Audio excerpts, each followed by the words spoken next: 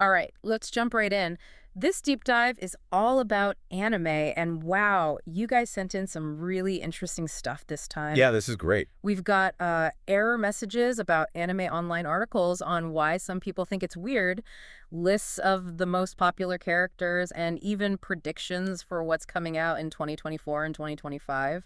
It's really a fascinating collection. So our mission is to make you the ultimate anime expert. That's right. Whether you're a seasoned fan or just starting out. Exactly. So let's get started with this idea of anime being weird. Okay.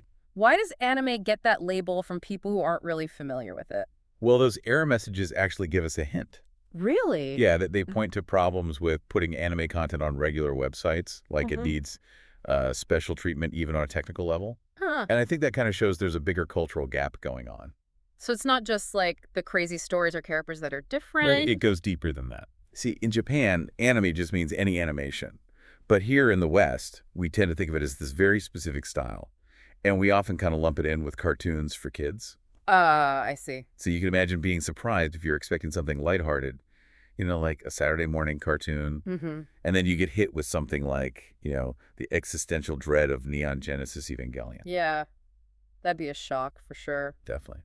So beyond just those different expectations, what actually makes anime seem weird to some people? Right. What are the specific things? One article we have goes into these limited animation techniques. Limited animation. Yeah, like in Sailor Moon, you'll see a lot of still frames with just small movements or characters kind of sliding across the background. Huh.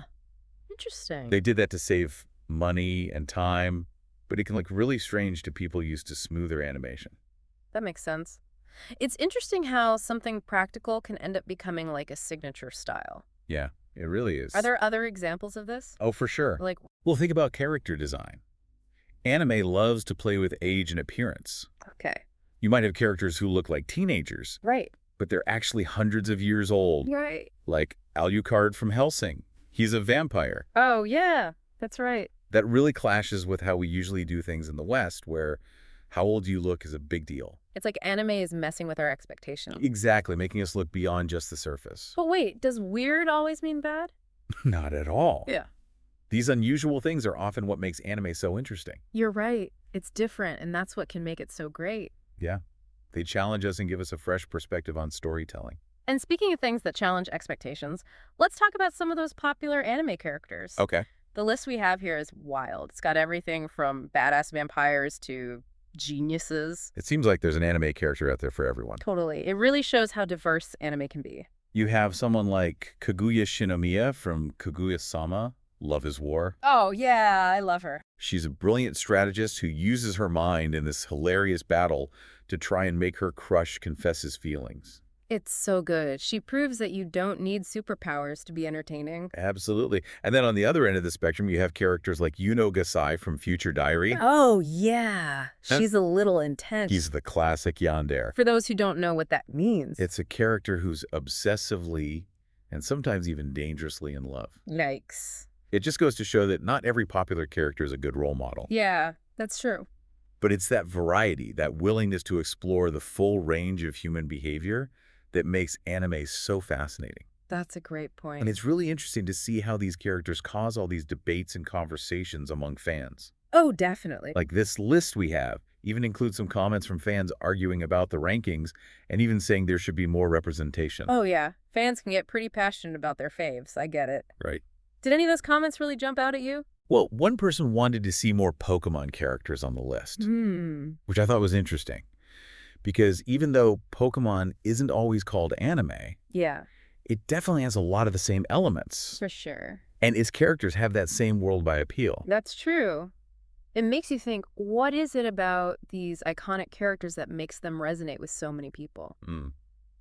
Well, take Goku from Dragon Ball. Okay. I mean, he's basically the face of anime, right? Yeah, pretty much. And his whole journey from this naive Saiyan warrior to this legendary defender of Earth. The classic. It's a classic hero's tale. Okay. But there's more to it than just fighting bad guys. Right. It's his optimism and his belief in friendship that people really connect with. It's that human element that makes him relatable, even though he's this super-powered alien. Exactly. And I feel like Naruto Uzumaki from Naruto has that too. Oh, yeah. He starts as an outcast, Yeah. but his determination to become Hokage, the leader of his village, Right. It's really inspiring. It makes you want to chase your dreams no matter what. I love that. And it's not always about being the strongest either. No, definitely not. Take Luffy from One Piece, for example. Okay. He's got his rubber powers and that goofy grin. He's a great character. He teaches us about being true to yourself and following your own path. Even if it means becoming the Pirate King. Haha. Exactly. It's like these characters aren't just entertainment. They become these symbols of strength and friendship and courage. Yeah, I like that. It's like having your own personal cheering section. Right. And the adventure doesn't end there. No, it doesn't. We've also got some info on what's coming up in the anime world for 2024 and 2025. Oh yeah, some exciting stuff. Please tell me there's going to be new seasons of My Hero Academia and Demon Slayer. You have to wait and see about those. Oh, But there's a new season of Arcane coming out, really? which is visually amazing. It's set in the world of the League of Legends. I've heard so many good things about it. I need to check it out. You should. What else is coming out? Well, Bleach. 1,000-Year Blood War is coming back. And there's a new series called Suicide Squad Isekai, which is going to throw those DC villains into a fantasy world. Wow, that sounds wild. Yeah. Just the concept alone is enough to pique your interest. Definitely. But with so much new stuff coming out on top of all the classics, it can be tough to know where to even begin. Oh, absolutely. It's overwhelming. It is. That's where having a guide to streaming platforms comes in handy. That's true. We have info on a whole range of options from free services like Tubi TV. Tubi. Yeah, it actually has a surprisingly good library of classic anime. Yeah, I had no idea. All the way to paid services like Crunchyroll, which is known for simulcasting new shows straight from Japan. So no matter your budget or what you're looking for, there's a way to dive into all this content without getting lost. Exactly. Okay. But beyond just finding the right platform, what is it that draws people to anime in the first place? Why is it so popular around the world? I think a big part of it is the sheer variety of genres. Okay, how so? Well, you have shown an anime like Dragon Ball, which focuses on action and adventure, and often has that coming-of-age theme. I see. Then you have slice-of-life anime, like Kaguya-sama, Love is War, Okay. which tells more grounded stories about daily life and relationships. And of course, you have everything in between. So you can go from fighting demons in one show to watching high school romance in another? Yeah, all within the world of anime. That's pretty amazing. And within those genres, anime isn't afraid to tackle some pretty complex themes. Oh, like what? Well, a show like Attack on Titan deals with loss and trauma and fighting for survival Yeah, that's a heavy one. in a way that's both exciting and emotionally powerful. It's like anime gives you permission to feel the whole range of human emotions. You Yeah. can laugh, cry, get angry. It's all there. It really is. Yeah. And it often does all that with some incredibly beautiful animation. Oh, for sure. Whether it's the hand-drawn style of Studio Ghibli Oh, Studio Ghibli. or the CGI-heavy action of a show like Demon Slayer, Right. there's a visual richness to it that really pulls you in. You're absolutely right. Anime is a feast for the eyes as well as the heart and mind. And speaking of the heart, one thing that often stands out about anime is its portrayal of friendship and community. Yeah. Those themes are so deeply rooted, and you see characters forming strong bonds and supporting each other through all kinds of challenges. It's like a reminder that we're not alone in our struggles. Exactly. Yeah. And that feeling of connection goes beyond the screen, too. Right. The anime fandom itself is incredibly lively and supportive. It really is. Think about that McDonald's Jujutsu Kaisen sauce packet craze. Oh, yeah, that was huge. It's a perfect example of how anime fandom spills out into the real world. It created this shared experience that was about more than just watching a show. It's crazy how something as simple as a sauce packet can become this symbol of belonging and shared passion. It really is. It shows you the power of anime to connect people. Absolutely. It proves that anime is more than just entertainment. Right. It's a cultural phenomenon that builds communities, starts conversations, and even inspires real-world action. That's a great point. But beyond those outward expressions, I'm curious about the deeper reasons behind why people are so drawn to anime. Okay. Why do these stories connect with people on such a deep level? Well, I think part of it is that anime often dives into these complex issues and emotions in a way that other media just doesn't. Okay, I'm listening. What do you mean? Think about a show like Death Note. Okay. It's a psychological thriller that really gets into these questions of justice and morality. Right. The main character, Light, finds this notebook that lets him kill anyone just by writing their name in it. Yeah, I know that one. So he starts off targeting criminals because he thinks he's making the world better. Uh-huh. but it quickly becomes this dangerous obsession with power. Whoa, that's intense. It's Yeah. definitely not your typical good versus evil story. Exactly. It makes you think about what you would do in that situation. Right. And it forces you to confront your own beliefs about right and wrong. It makes you think. Yeah.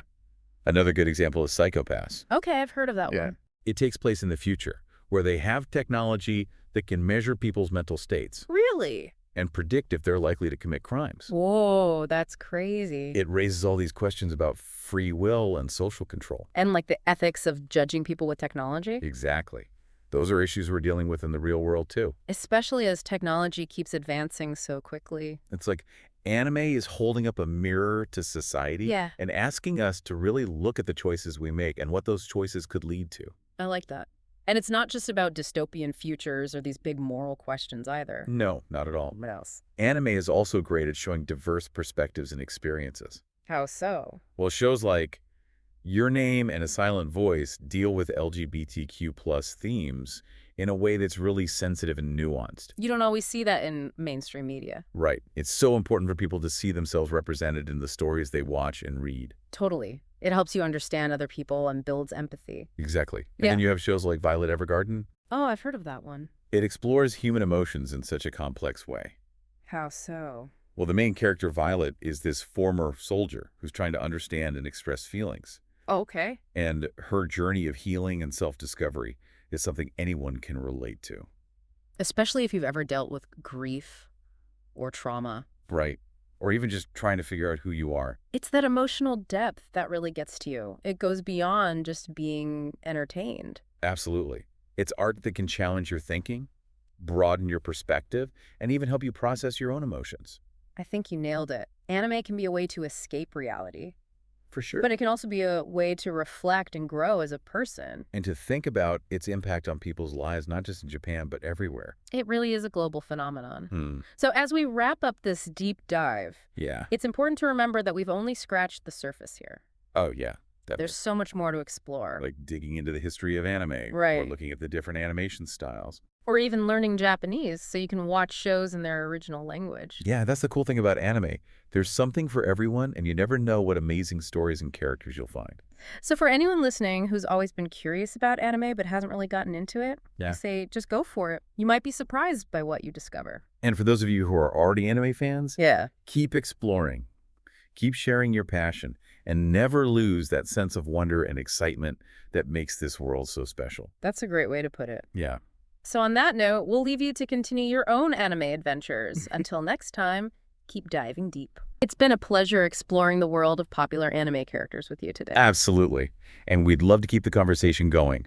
If you enjoyed this deep dive into the world of anime, be sure to like, share, and subscribe to our YouTube channel. Yes, please do. We'll be bringing you more episodes dedicated to all things anime, including in-depth reviews, industry news, depth character, and story analysis, and discussions about those iconic villains and heroes that we all love. So hit that subscribe button and join us on this incredible journey. And don't forget to leave a comment below telling us who your favorite anime character is. We're excited to hear from you. Until next time.